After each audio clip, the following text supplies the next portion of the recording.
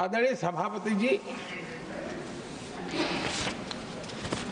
आप कांग्रेस का अध्ययन करेंगे तो कांग्रेस की राजनीति, जैसे हमारा मूल मंत्र रहा सबका साथ सबका विकास, वैसा उनका हमेशा रहा कि दूसरे की लकीर छोटी करना।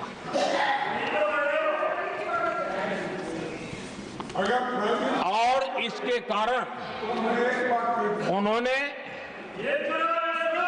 सरकारों को अस्थिर किया।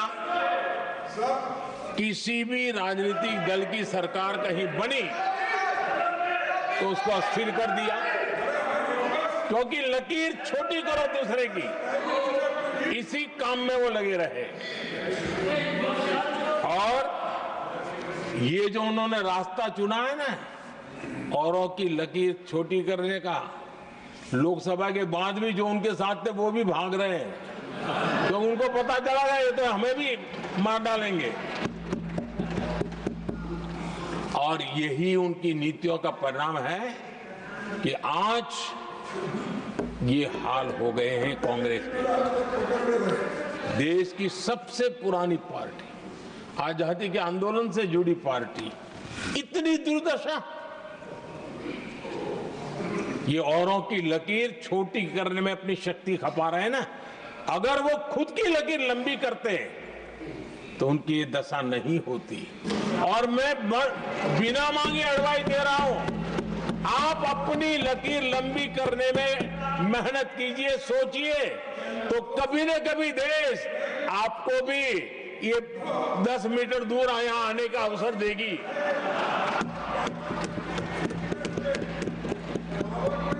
आदरणीय सभापति जी, बाबा साहब ने SC ST समुदाय की बुनियादी चुनौतियों को बहुत बारीकी से समझा था, बहुत गहराई से समझा था, और खुद भुक्तभोगी थे, इसलिए एक दर्द भी था, पीड़ा भी थी, और समाज का कल्याण करने की का एक जज्बा भी था। और बाबा साहब ने SC ST समुदाय के आर्थिक उन्नति के लिए एक स्पष्ट रोडमैप देश के सामने प्रस्तुत किया था, उनकी बातों में प्रस्तुत होता था। और बाबा साहब ने एक बहुत महत्वपूर्ण बात कही थी, मैं उनका कोट पढ़ना चाहता हूं। बाबा साहब ने कहा था, भारत एक कृषि प्रधान देश है, लेकिन दलितों के लिए ये आजीविका का मुख्य साधन बन ही नहीं सकता। ये बाबा साहब ने कहा था। उन्होंने आगे कहा था, और इसके कई कारण हैं।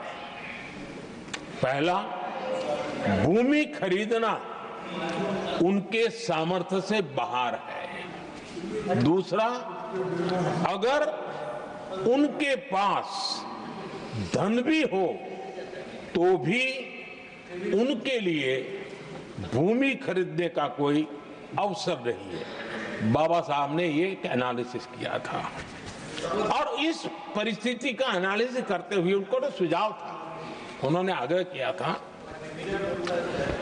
कि दलितों के साथ, हमारे आदिवासी भाई बहनों के साथ, वंचितों के साथ ये जो अन्याय हो रहा है, ये जो मुसीबत में जीने के लिए वो मजबूर हो रहे हैं, इसका एक उपाय है देश में इंडस्ट्रियलाइजेशन को बढ़ावा दिया जाए।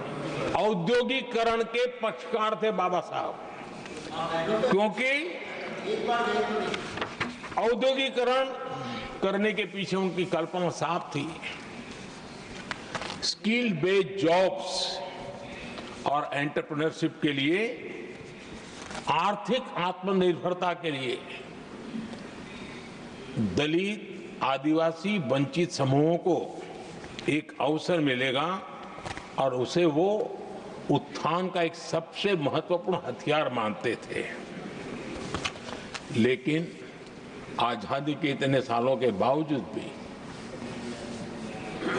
इतने साल कांग्रेस को सत्ता में रहने का अवसर मिला, तब भी बाबा साहब की इन बातों को पर गौर करने का भी उनको समय नहीं था।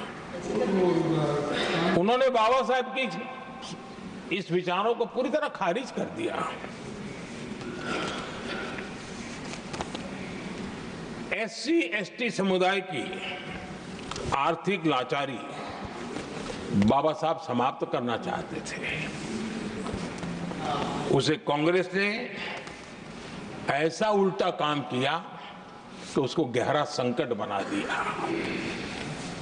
आदरणीय सभापति जी, 2014 में हमारी सरकार ने इस सोच को बदला और हमने प्राथमिकता देते हुए स्किल डेवलपमेंट, फाइनेंशियल इंक्लूजन और इंडस्ट्रियल ग्रोथ पर हमने जोर दिया।